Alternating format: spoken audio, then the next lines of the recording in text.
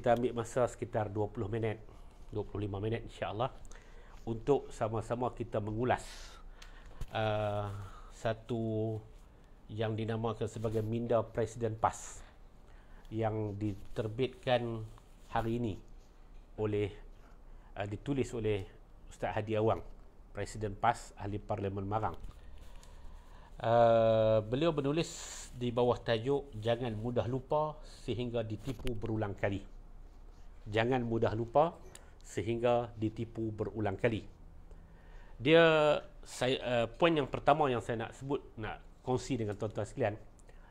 Yang pertamanya, sebagai ahli politik, kita cukup seronok kalau Haji Hadi tulis macam ni. Bila setiap kali dia tulis, dia seakan-akan sedang mengata kepada dia bagi masa lalu dia. Sebagai ahli politik, kita seronok, kita suka kalau lebih banyak lagi dia tulis perkara-perkara yang seumpama ini. Sebab secara automatiknya masyarakat pembaca dan masyarakat pendengar apabila membaca apa yang ditulis oleh Haji Abdul Hadi Awang, mereka akan teringat kepada kisah lama. Dan kalau sekiranya ada di kalangan orang-orang muda yang mungkin tak teringat kepada kisah lama, itu kita boleh tolong peringatkan kepada mereka tentang apa yang telah berlaku pada awal era 80-an, pada sepanjang 90-an dan sebagainya. Itu sekiranya daripada kacamata kita sebagai orang politik. Tapi dalam masa yang sama, sebagai satu orang tokoh yang sudah tentu ada jasanya, walaupun sekarang ni nampaknya dia mula menggelencong, tapi sudah tentu ada jasa-jasa yang tertentu. Kita berasa bila dia mula mengulas ataupun menulis tentang perkara-perkara yang seumpama ini, kita berasa agak kasihan kepada beliau. Banyak benda yang beliau tulis itu sebenarnya tunggang terbalik dengan apa yang telah beliau katakan sebelum ini. Tuan-tuan dan puan-puan sekalian, saya nak ajak tuan-tuan untuk melihat, tuan-tuan boleh cari sendirilah catatan Ustaz Hadi ni di bawah tajuk "Jangan mudah lupa sehingga ditipu berulang kali". Sebagaimana penulisan-penulisan beliau yang sebelum-sebelum ni, beliau akan mendatangkan ayat suci Al-Quran ataupun hadis Nabi SAW. Tapi bila kita lihat, dia macam tidak terpasang dengan baik. Dia macam sedang bercakap tentang perkara lain, tapi dipasang dengan ayat yang lain.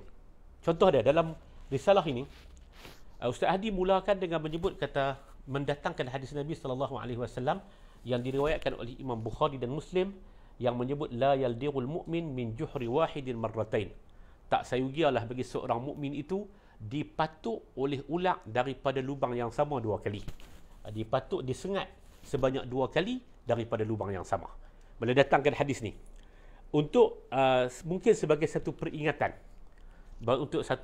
dan beliau datangkan sababul wurud, kenapa hadis ini berlaku, tentang seorang tawanan perang yang bernama Abu Azzah Al-Jumahi, yang mana dia ditawan pada kali yang pertama. Dia cuba buat muka kesian kepada Nabi, kemudian dia dilepaskan, tapi bila balik ke Mekah Al-Mukarramah, dia mula menghantam Nabi. Dia datangkan dalam bentuk dalam bentuk apa yang kita panggil dalam ilmu hadis dipanggil dengan sababul wurud, sebab datangnya hadis tersebut. Kalau dalam tafsir disebut dengan sababun nuzul, sebab turunnya ayat tersebut. Tapi dalam hadis dipanggil dengan sababul wurud, sebab kenapa hadis tersebut dikeluarkan ataupun disebut oleh baginda Nabi SAW. Okey. Kemudian dalam catatannya, beliau menulis begini: pilihan raya umum yang ke-14 yang lalu telah memberikan kemenangan kepada Pakatan Harapan. Beliau mengaku kata beliau kalah sebenarnya, kerana ramai tertarik dengan janji yang diucapkan dan ditulis, termasuklah janji yang mustahil dilaksanakan dalam masa yang singkat. Bahkan ada juga janji yang dikatakan boleh ditunai dalam tempoh yang pendek, dalam sehari semalam. Adapun yang tersurat dalam manifesto masih boleh dibaca semula. Haji Hadi bohong bila Haji Hadi kata dalam manifesto ada perkara yang dia sebut kata ada perkara yang didakwa oleh Pakatan Harapan boleh ditunaikan dalam masa satu hari satu malam. Haji Hadi bohong.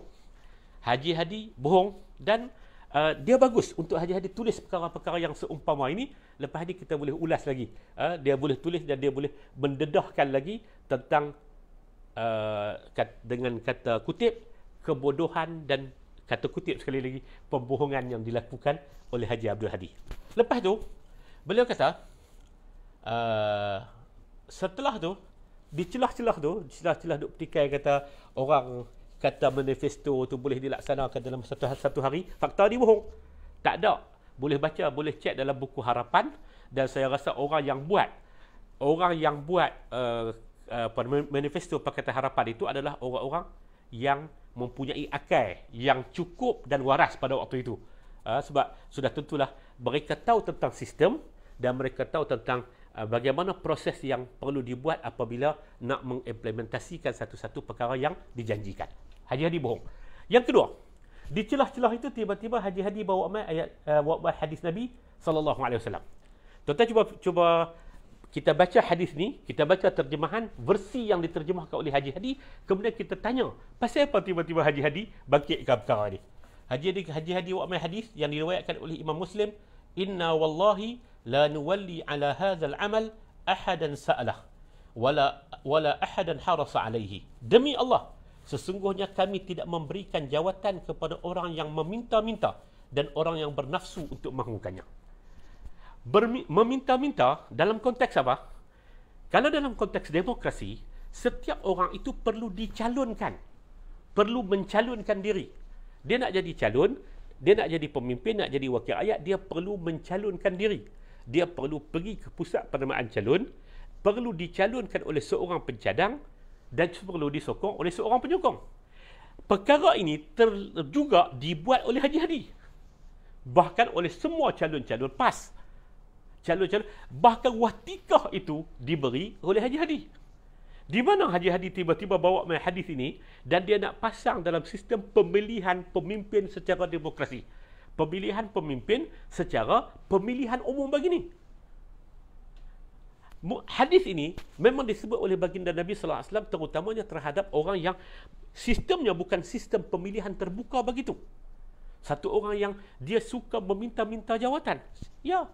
Tapi kalau kata dalam orang bermain dalam padang demokrasi yang perkara yang sama dibuat oleh Haji Hadi, tiba-tiba Haji Hadi kata, "Oh, ini adalah kelompok yang dimurkai oleh Allah Subhanahu Wa Taala." Sekali lagi, Haji Hadi letakkan tengkok nas, kemudian dia pulah tengkok nas tu bagi kena dengan dia.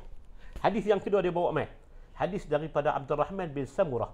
Qala li an-nabi sallallahu alaihi wasallam, "Ya Abdurrahman bin Samurah, la tas'al al-imarah fa innaka in u'titaha an mas'alatin wukilta ilaiha wa in u'titaha min ghairi mas'alatin u'inta 'alaiha." Hadis ini kalau hadis Abdurrahman bin Samurah ini, kalau Haji Hadi nak baca di kalangan para pimpinan PAS, dia nak panggil para pimpinan PAS, dia buat tausiah kepada para pimpinan PAS, hampa jangan duk minta untuk menjadi calon. Itu munasabah. Itu memang kena pada tempatnya. Dia nak baca, dia kata, "Wahai Abdurrahman bin Samurah." Nabi kata kepada Abdurrahman bin Samurah, "Wahai Abdurrahman bin Samurah, jangan kamu minta untuk menjadi pemimpin. Sekiranya kamu dapatnya dengan cara kamu minta, kamu akan diserahkan kepada diri kamu sendiri. Allah Ta'ala tak akan bantu. Sekiranya kamu diberikan tanpa meminta, u'inta 'alaiha, Allah Ta'ala akan berikan bantuan untuk memudahkan kerja kamu." Soalnya, apabila Haji Hadi baca hadis ini dalam konteks pertempuran demokrasi, kita kata kalau dia nak baca, dia nak himpunkan ketua-ketua kawasan dia, yang dipertua kawasan dia beritahu kat mereka, "Hampa jangan duk berebut. Sepenuhnya kena bagi kat aku. Aku yang tentukan siapa boleh jadi calon." Okey. Tapi kalau dia baca hadis ni dalam konteks, dia juga menyatakan, dia juga mencalonkan diri dia. Ini adalah satu perkara yang bermasalah. Apakah ini yang dimaksudkan oleh Haji Razban, Suruhjaya PAS Perak hari itu ni, ataupun difahamkan oleh Haji Hadi kepada Haji Razban, menyatakan bahawasanya ini kita dapat kerajaan tanpa pilihan raya ini adalah anugerah daripada Allah Ta'ala, sebab kita tak minta. Siapa kata dia tak minta? Dia masuk pilihan raya, dia menyertai pilihan raya dengan lebih daripada 100 kawasan yang dia bertanding, sudah tentulah itu lambang kata dia minta. Tuan-tuan, nampak? Ini yang kita sebut, Haji Hadi dia tak pernah berubah. Haji Hadi dia istiqamah. Caranya apa? Dia baca hadis Nabi SAW, kemudian dia pasang tak kena pada tempatnya. Di padang demokrasi, tiba-tiba dia kata, la tas'alil imarah. La tas'alil imarah. Jangan kamu duk minta untuk menjadi pimpinan. Menjadi pemimpin. Dalam konteks, menjadi calon pilihan raya. Menjadi calon Perdana Menteri. Dicalonkan sebagai Perdana Menteri. Oh, tak boleh. Tapi kamu buat.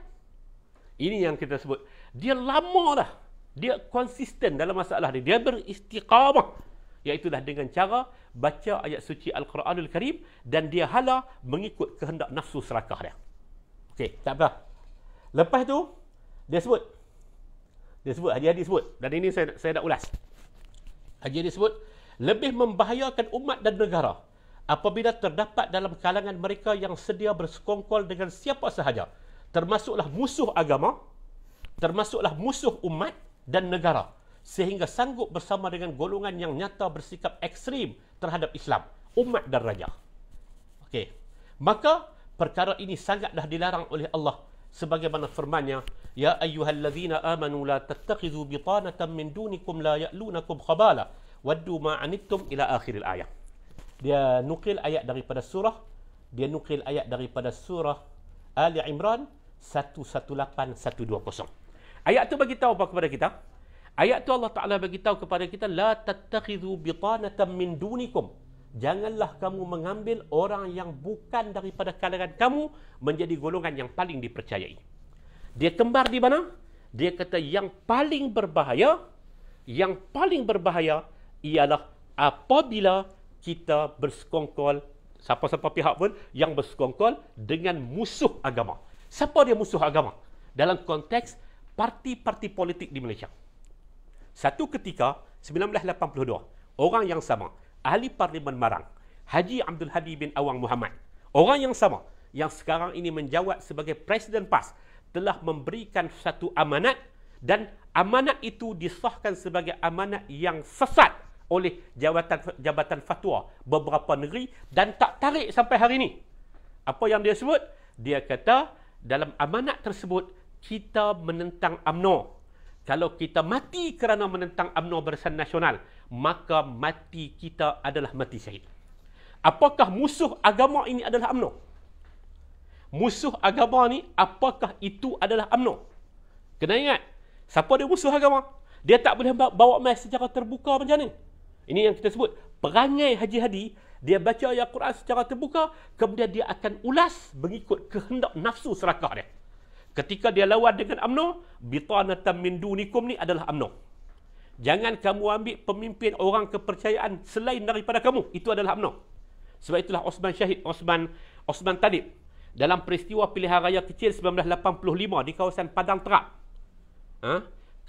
Di kawasan Padang Terap, pertembungan di antara Ustaz Abdul Halim Arsyad, mudah-mudahan Allah Ta'ala memelihara beliau, masih hidup, bekas Ustaz Agung PAS, lawan dengan Abu Bakar Baharum dalam pilihan raya kecil. Dan dalam salah satu peti undi itu adalah peti undi Lubuk Merbau, Felda Lubuk Merbau. Berlaku pertembungan antara orang yang terlibat pada ketika itu adalah almarhum Haji Suhaimi Said dan sebagainya. Tak apa. Yang saya nak sebut, Osman Talib itu diisytiharkan sebagai syahid. Disebut sebagai Asy-Syahid Osman Talib. Pasal apa? Lawan dengan UMNO.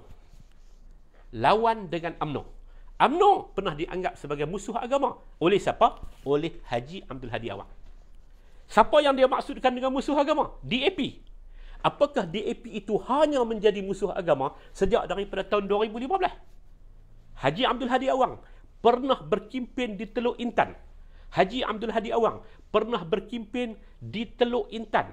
Dan dalam kimpinnya di Teluk Intan, dia menyebut kata sebenarnya yang lebih akrab kepada keadilan itu adalah DAP berbanding dengan UMNO Barisan Nasional.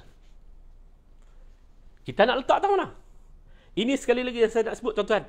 Saya nak tekankan dan kita seronok sebagai ahli politik untuk Haji Hadi tulis lagi perkara-perkara yang seumpama ini. Dan kita akan sebut lagi, setiap kali Haji Hadi tulis, kita akan sebut inilah dia. Wajahnya, dia baca Al-Quran, dia pulih tengkok Al-Quran tu bagi sekena sama dengan kehendak dia, mengikut nafsu serakah dia.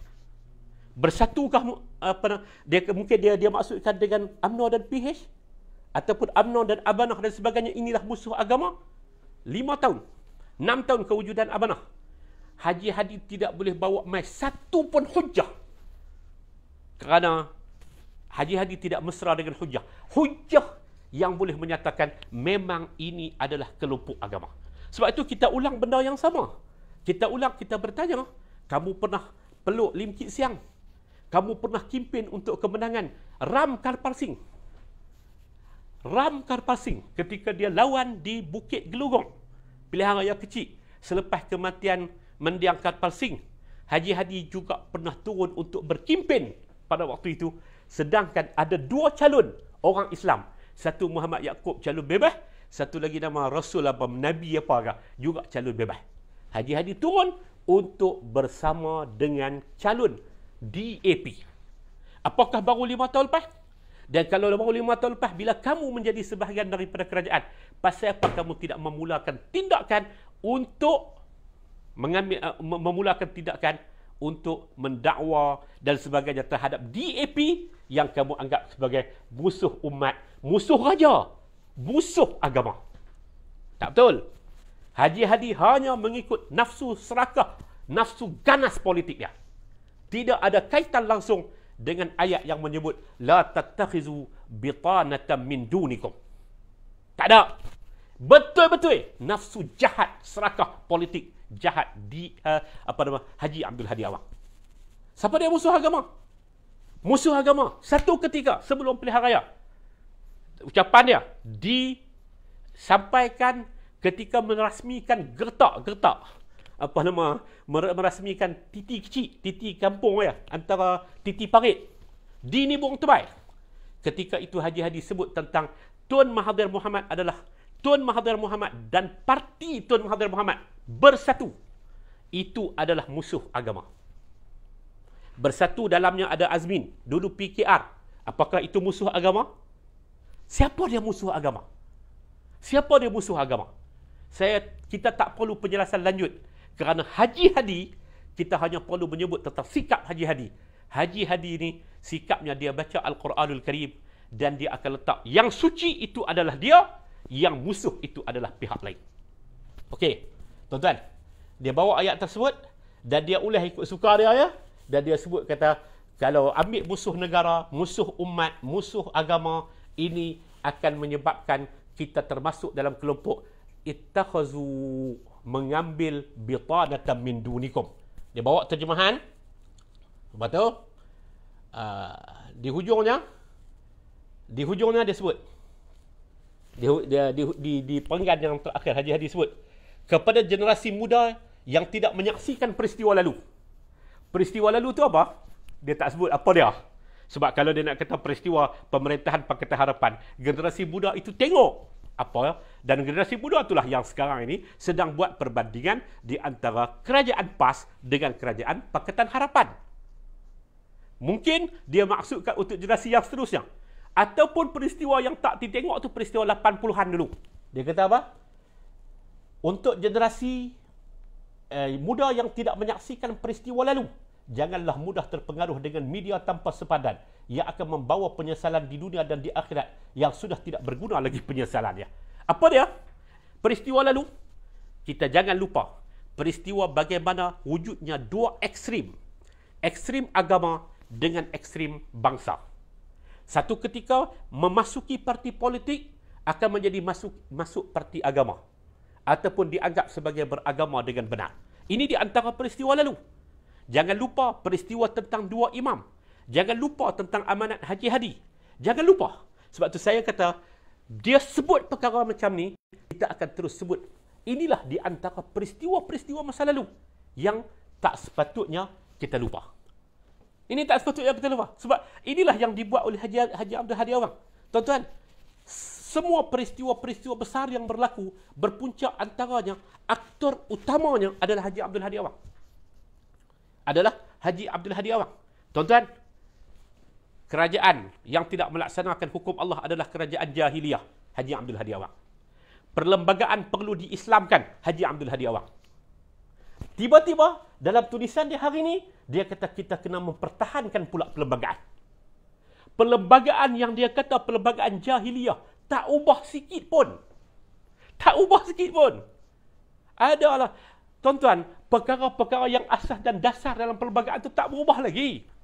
Adalah dibuat berpuluh kali amendement itu, amendement yang dibuat itu adalah untuk mengubah beberapa fasal, masuk undang-undang baru dan sebagainya.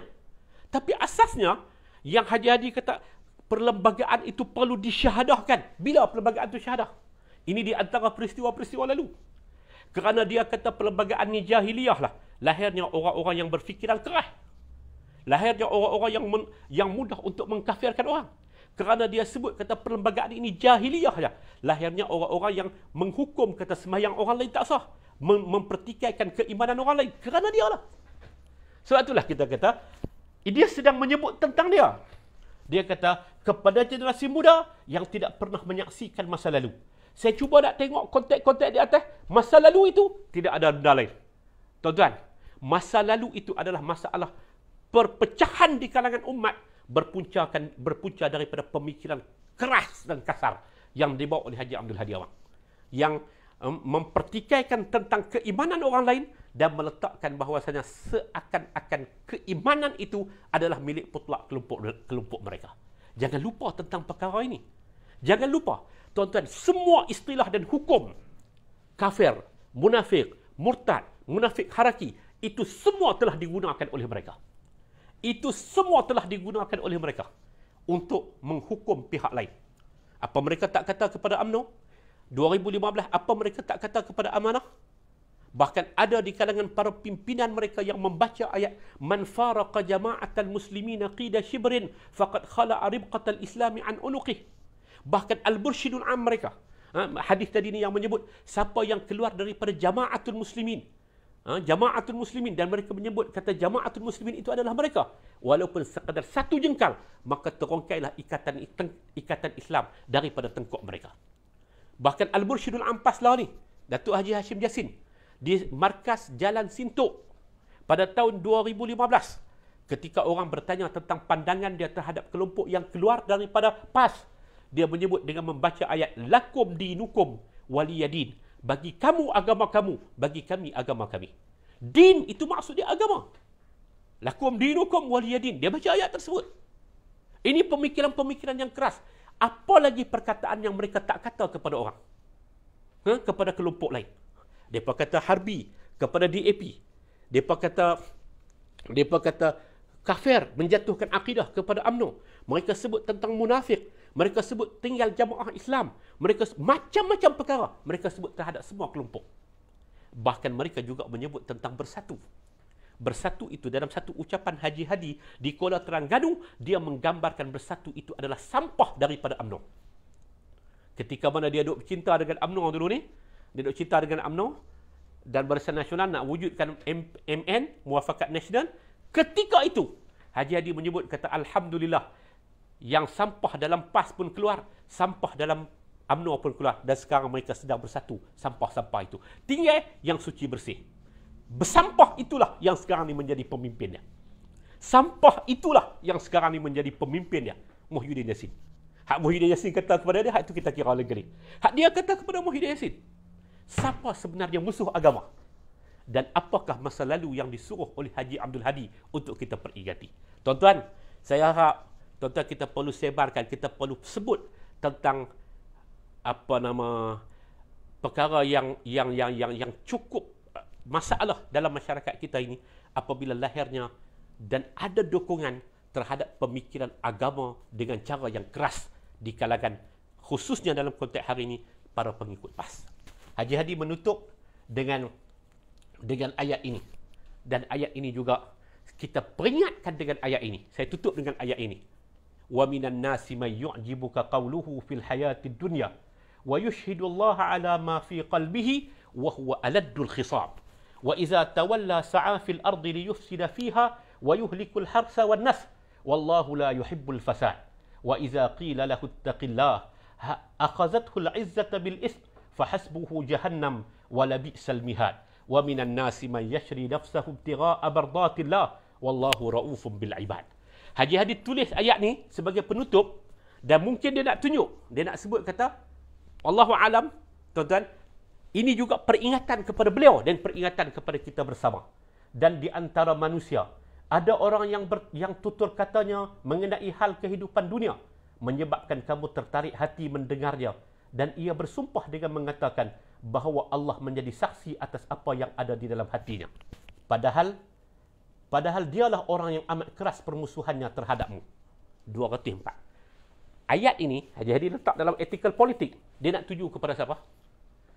Ayat suci Al-Quran Al-Karim apabila dibaca, kita kena letak ayat itu adalah peringatan kepada kita. Ya, Haji Hadi memperingatkan kita, terima kasih atas peringatan tersebut. Kita juga peringat Haji Hadi ayat ini. Wa minan nasi may yu'jibuka qawluhu fil hayatid dunya. Di kalangan manusia ada orang yang apabila dia bercakap tentang dunia menyebabkan kamu berasa terpegun dengan ucapannya. Bila kamu dengar tentang ucapan dia bagi pelaksanaan hukum dan sebagainya, kamu rasa terpegun. Ada di kalangan manusia yang macam tu. Allah Ta'ala kata, wa iza tawalla sa'a fil ardi liyufsida fiha wa yuhlikal harsa wan nasl. Tapi apabila mereka berpaling daripada kamu, mereka akan menghancurkan sistem itu. Mereka akan menghancurkan apa yang disebut sebagai liyufsida fiha wa yuhlikal harsa wan nasl. Mereka hancurkan semua apa yang dinamakan sebagai tanam-tanaman, keturunan dan sebagainya. Tuan-tuan, oleh seorang mufassir, dia menyebut tanda ini, perkataan ini, wa yuhlikul harsa wan nasl ini, merujuk kepada merosakkan sistem. Kalau dalam konteks demokrasi kita pada hari ini, siapa yang sedang merosakkan sistem? Siapa yang sedang merosakkan sistem? Bukankah PAS dan para pendukung Pakatan Perikatan Nasional, Barisan Nasional? Mereka sudah kalah. Mereka sudah kalah. Kita cakap di mana-mana, tuan-tuan. Secara demokrasinya, kerajaan kena dijatuhkan. Masalah lebah kerajaan, silakan. Kamu boleh kritik, tapi kerajaan kena dijatuhkan dengan sistem. Hari ini, siapa yang buat perkara tersebut? Sebab itu saya sebut, ayat ini bukan hanya peringatan kepada orang lain, tetapi peringatan juga kepada Haji Abdul Hadi awak. Tadabburlah ayat ini, surah Al-Baqarah 204-207. Di ayat 207, Allah Ta'ala sebut, وَمِنَ النَّاسِ مَنْ يَشْتَرِي نَفْسَهُ ابْتِغَاءَ مَرْضَاتِ اللَّهِ. Di kalangan manusia, ada orang yang menjualkan dirinya semata-mata untuk mendapatkan keredaan daripada Allah. Semua kita memerlukan reda daripada Allah Subhanahu wa Ta'ala. Semua kita perlu reda, dan semua kita sedang mencari jalan untuk mencapai redha Allah Subhanahu wa Ta'ala. Tuan-tuan, saya nak sebut kepada tuan-tuan, kita sebagai ahli politik, kita amat suka kalau Haji Hadi tulis benda-benda yang seumpama ini. Kerana akhirnya dia akan menyebut tentang dia itu sendiri. Kerana dia adalah antara pelopor dan pembawa aktor utama bagi pemikiran garis keras di Malaysia. Dia di antara orang yang bergaris keras. Tidak ada mana-mana parti politik di Malaysia yang tidak pernah dihukum oleh Haji Abdul Hadi. Tidak ada mana-mana parti politik di Malaysia yang tidak pernah dikawan oleh Haji Hadi. Kecuali Amanah. Amanah dia tak pernah kawan ke? Hak lain semua dia kawan dah. Haji Hadi sebenarnya tindakannya hanyalah berasaskan kepada kehendak politik. Lalu kita kata, kita pohon kepada beliau atas nama Muslim sesama Muslim, janganlah memperalatkan agama. Janganlah peralatkan ayat suci Al-Quranul Karim. Orang yang duduk di Gunung Semanggui, orang yang duduk di Bukit Merah, orang yang duduk di Simpang Pat Kuang, orang yang duduk di Padang Terap, bila dengar Haji Hadi baca ayat suci Al-Quran, mungkin mereka berasa sesuatu, ini adalah agama. Tapi rupanya mereka tak tahu Haji Hadi baca dalam keadaan tidak kena dengan konteks yang dibicarakan. Kepada Ustaz Haji Abdul Hadi Awang, teruskan menulis, dan kami akan terus untuk membuktikan bahawasanya tulisan anda itu adalah tulisan tentang masa lalu anda. Jadi mudah-mudahan ada keberkatan kepada kita bersama, dan mudah-mudahan Allah Ta'ala akan terus membuka minda kita untuk tidak dipajak kepada golongan politikus dan agamawan yang seumpama ini. Saya sebut, tuan-tuan, tulisan beliau ini, minda Presiden PAS ini, hanyalah sebagai mahar untuk melanjutkan lagi pajakan otak di kalangan para pengikutnya. Para pengikut PAS, para walaun, ingat, otak anda sedang dipajak, dan anda ada ruang untuk menebus pajakan tersebut dengan meneliti berasaskan kepada ilmu yang tepat. Mudah-mudahan ada manfaatnya. Mudah-mudahan Allah Ta'ala memberikan redanya dan redha